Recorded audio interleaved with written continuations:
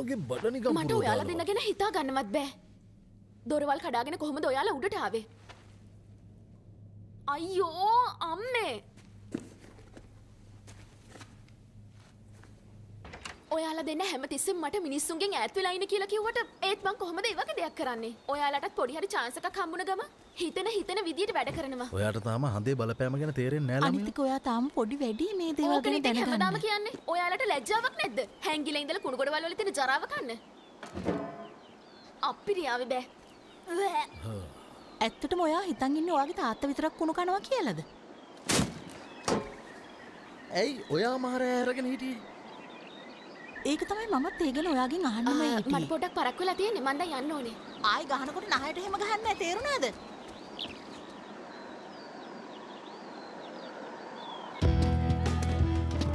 ඔයාගේ සපත්තු දෙකට මොකද උනේ?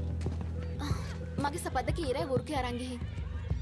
ඇයි ඔයාට යාලා කෑ ගහන වැහුන්නේ නැද්ද? ඕක ඉතින් අලුත් දෙයක්ද? මමත් ඊයේක දැක්කා. හලෝ ෂැනන්. මැඩි. ඔයාට ඊයරයි කෑ ගහilla වුණද?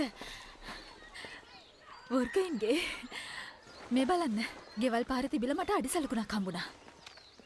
බල්ලෙක්ගේ අඩිසලකුණක් එක්ක කම්පෙයාර් කරලා බලන්න ඕනේ මේක වර්කෙක්ද කියලා. එහෙම කරාම හොයාගන්න පුළුවන් වේද? උත්සාහ කරොත් බැරි වෙන්නේ නැහැ ටොම්. කොහොම හරි මං ඒක කරනවා. මොන විදියෙන් හරි.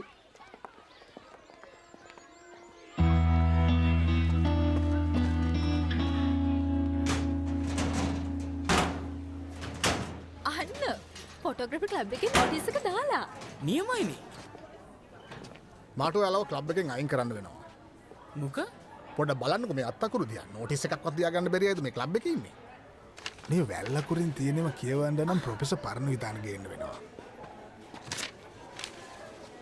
අපිට අලුතෙන් සමාජිකයෝ ඕනේ.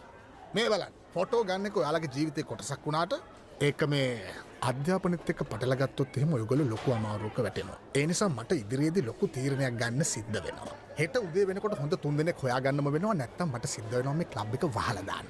ඒයි ඔය ඉස්කෝලේ ඇතුලේ දුවන්න එපා. මම හොයාගන්නකො මේක කවුද කරේ කියලා. ඒකට තෝ හොයාගන්නේ නැහැ. ක්ලබ් එක වැහෙන්න වගේ යන්නේ. වැහෙන එක තමයි හොඳ. ජිමි කොහොමද හරියටම කියන්නේ? මේ වගේ කියව ගන්න බැරි කැත අත්තකුරු තියෙන වෙන කාටද ඉතින්? එයාට මිසක්.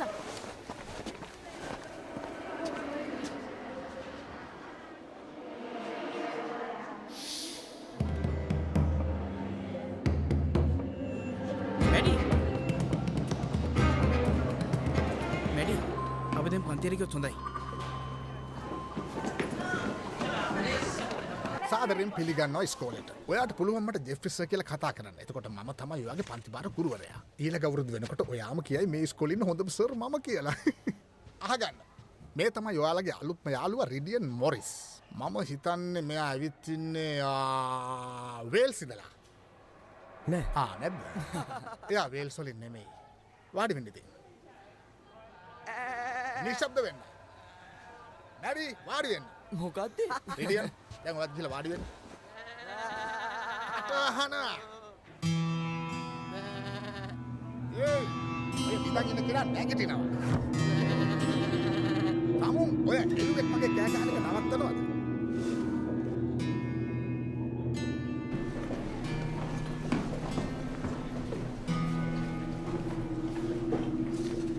ඔයා මෙහෙ මොනවද කරන්නේ? මම මේ හොයන්නේ ප්‍රින්සිපල්ගේ ඔෆිස් එක. මම මේ කියන දේවල් හොඳට අහගන්න ඕනේ. දන්නවනේ තියෙන නීති ගැන. ඔයාට මෙහෙ ඉන්න අයිතියක් නැහැ. මගේ අම්මයි තාත්තයි මේ ගැන දැනගත්තොත් ඔයාගේ අම්මගෙන් තාත්තගෙන් මට වැඩක් නෑ. ඒක හරි. ඔයා මොන විකාරයක්ද මේ කරන්නේ? මට මගේ පාඩුවේ ඉන්න දීලා ඔයාගේ වැඩක් බලාගත්තොත් හොඳයි. කරන්න ඕනේ නොකරන්න ඕනේ මොකද්ද කියලා තීරණය කරන්නේ මම. මහා පඬිතෙක්. මැඩි ඔයා බොරුවට කේන්ති ගන්න එපා. ඇත්තටම මට ඕන උනේ යා කවුද කියලා දැනගන්න විතරයි. දැන් වැඩක් නැහැ. ඔයිට වැඩි හොඳ ප්‍රශ්නයක් තිබුණ නැද්ද එයාගෙන් අහන්න? එයාගේ හොබි එක ගැන? ඔයා කිව්වොත් කියන්නේ මෝඩ කතාවක්මයි. ඔව් ඇත්තටම. හේ ජිමි අලුත් කෙනා ඔයාට හරියයි. කවුද මේ පිස්සද? මෙයා නම් අපිට හරියන්නේ නැහැ. එහෙම නේද? එයාට වඩා ඔයා ගිහින් කතා කරොත් හොඳයි. ඒක නියමයිනේ.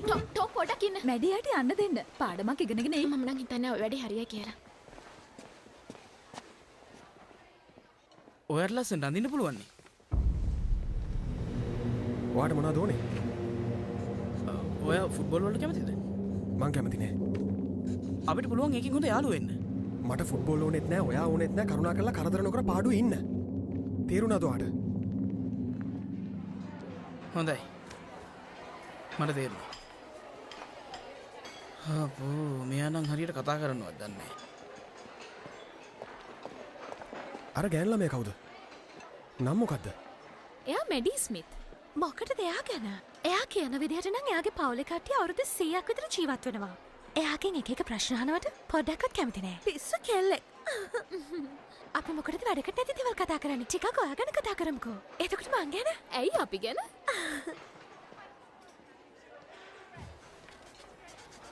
හෙට වෙනකොට අපිට අලුතෙන් 3 දෙනෙක් ඕනේ.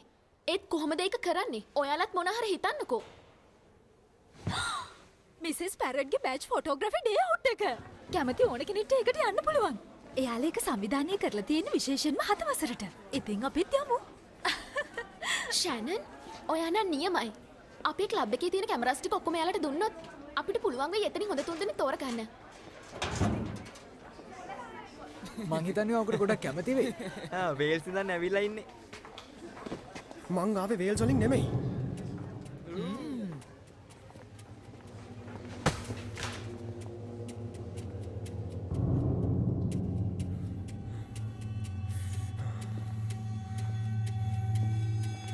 මොකක්ද ඔයගේ ප්‍රශ්නේ? දැන් කියනවා බලන්න.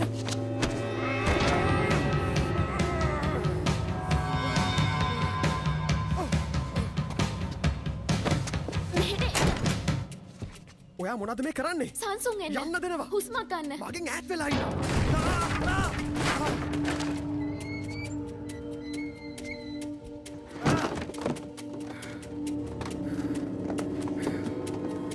මට වෙන කරන්න දෙයක් නෑ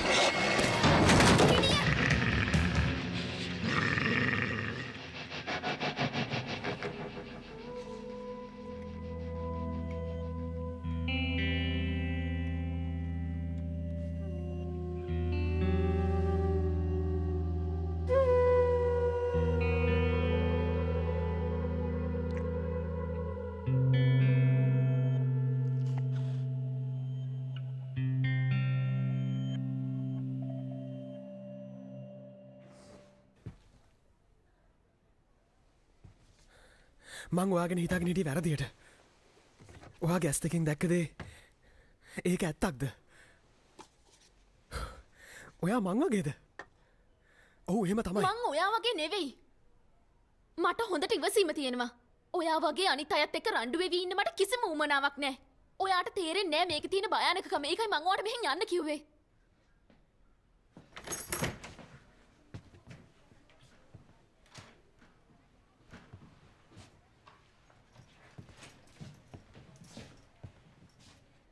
මොකද්ද මෙතන උනේ? එයාට යන්න දෙන්න. එයා මෙහෙන් යන එක හොඳයි.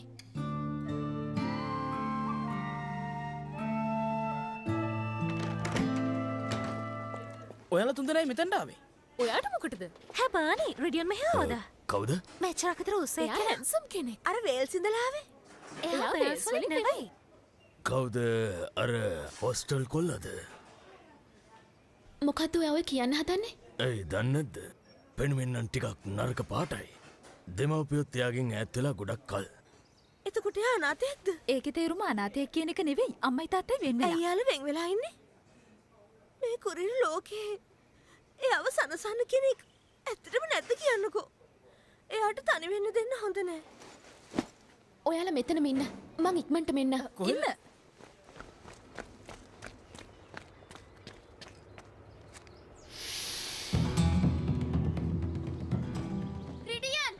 ඇයිවා මගේ පස්සෙන් එන්නේ ඔහොම ඉන්න මං කළේ වැරැද්දක් මට එකට සමා වෙන්න ඔයා යන්න එපා මට පුළුවන් වට උදව් කරන්න මොකට දවාග උදව් අනිත් මිනිස්සු ඉස්සරහා මාව ලැජ්ජ කරන්න අනේ මං කියන දේ පොඩ්ඩක් අහලා ඉන්න ඔයා මිනිස්සු ඉස්සරහා වෘකයක් වෙන එක පාලනය කරගන්න ඉගෙන ගන්න ඕනේ මොන දේ වුණත් මං ඔයත් එක්ක ඔය ඉන්නවා කතාවලින් මට වැඩක් නැහැ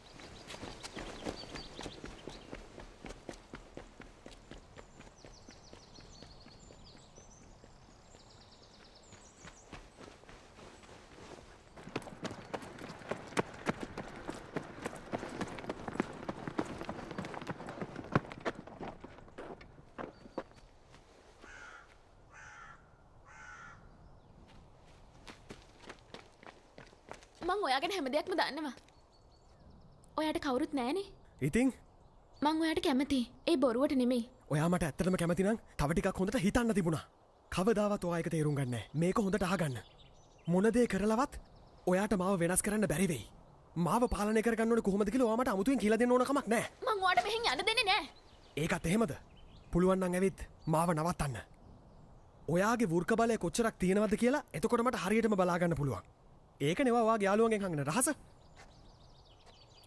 මට හංගන්න කිසි දෙයක් නෑ මං ඔයා වගේ නෙමෙයි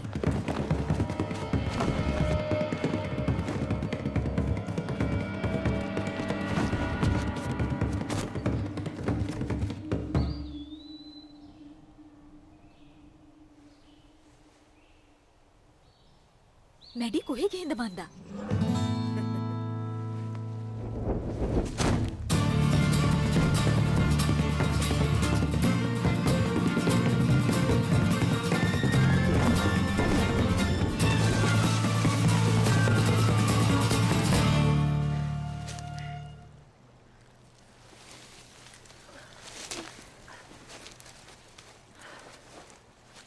ඉතින් කොහොමද ඔය කට්ටියට ඔයාලා තාම ෆොටෝ අරන් ඉවර නැද්ද?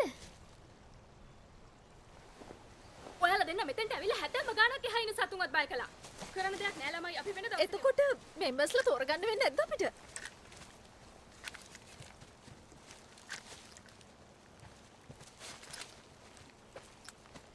හොඳට වැඩේ කළා මැඩි. ඔව් අපි හැදුවේ අපේ ක්ලබ් එකට අලුතෙන් ළමයි ටිකක් බඳව ගන්න. ඔයාලා වැඩේ කෑවා. වැදගත් දෙයක් තියෙනවා කියන්න. මොකද්ද ඔයාට අපේ ක්ලබ් එකටත් වැඩිය තියෙන ඔච්චර ලොකු වැදගත් වැඩේ? මං කියන එක අහන්න. අපේ ක්ලබ් එකට වැඩිය රිඩියන්ව අපිට ගොඩක් වටිනවා. ඒකට හේතුව තමයි රිඩියනුයි මමයි රිලේෂන්ස්ලා. තාත්තගේ පැත්තෙන් ගොඩක් දුරනෑකමක් තියෙන්නේ. ඒක කවුරුත් දැනගන්නවට මං කැමති නෑ. ඉතින් ඒක හින්දා තමයි මට මෙයත් එක්ක රණ්ඩු කරන්න සිද්ධ වුනේ. ඩාර්ක් රූම් එක විනාශ වුනේ ඒ හින්දා. ඒකට මට සමා වෙන්න. ඒත් මං දැන් රිඩියන් එක ඉන්න ඕනේ. කියන්න තිබ්බ එච්චරයි.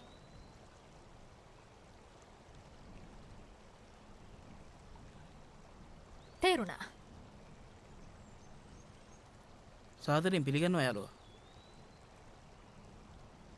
දැන්වත් කියනවද ෆුට්බෝල් වලට කැමතිද කියලා? හරි එහෙනම් අපි කට්ටියම යමුද කෝපි එකක් බොන්න? නැත්තම් මා යන්නද? යමු. ඔයාට මෙහෙ විදියට හැඩ ගැහෙන ටික කාලයක් යයි. මෙහෙ වේල්ස් වලට වඩා ටිකක් වෙනස්. මං වේල්ස් වලින් පරක් වෙලා හරි හරි දේ තෝරගත්ත එක ගැන අපිට ගොඩක් සතුටුයි. කට්ටියෙන් පොඩි චේස් පාරක් දාමුද?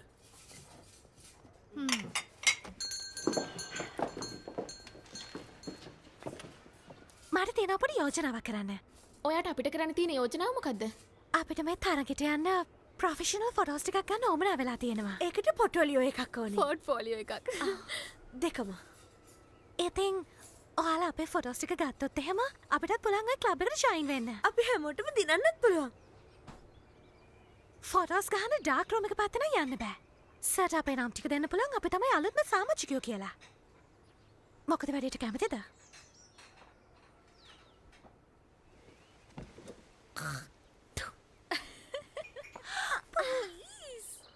මං හිතන්නේ රිඩියන් නම් මේකට කැමති වෙයි. නෑ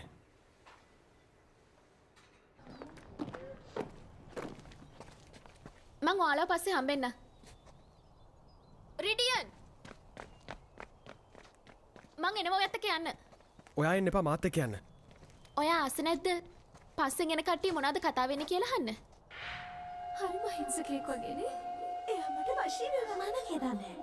ඔයාට යාළුව දැක්කම බයක් හිතෙන්නේ නැද්ද? පිස්සුයිනේ.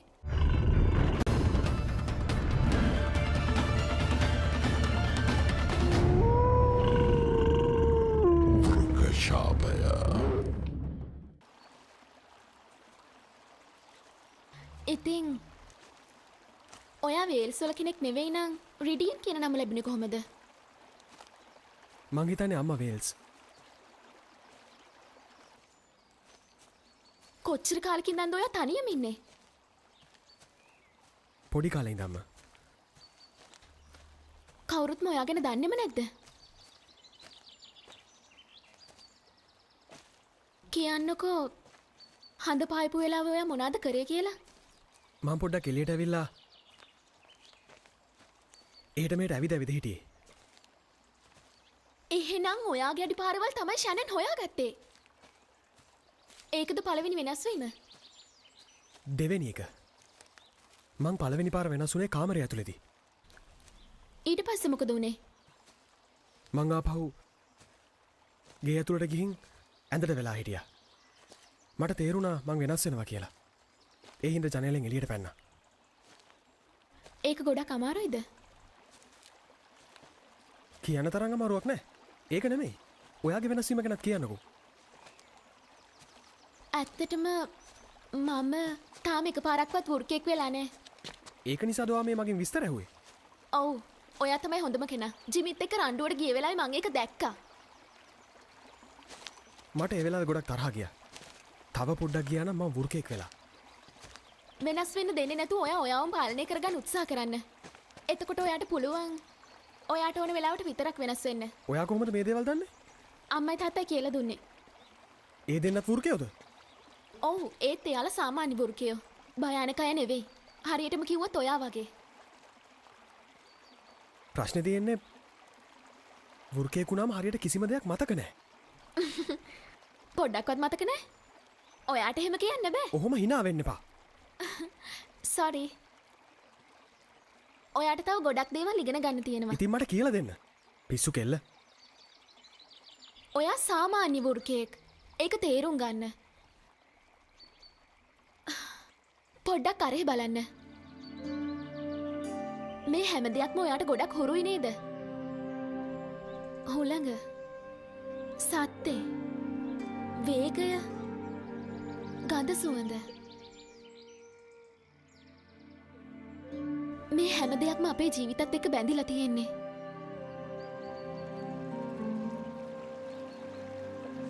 ඉතින් අපිට තව ගොඩක් ප්‍රශ්නවලට මුහුණ දෙන්න වෙයි. එහෙම නේද?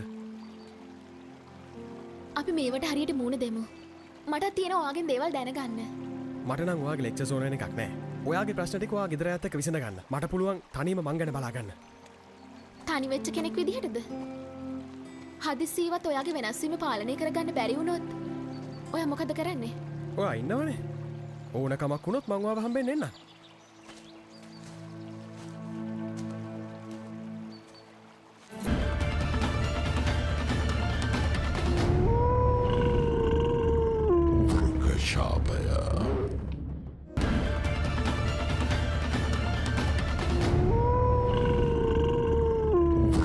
Shabaya.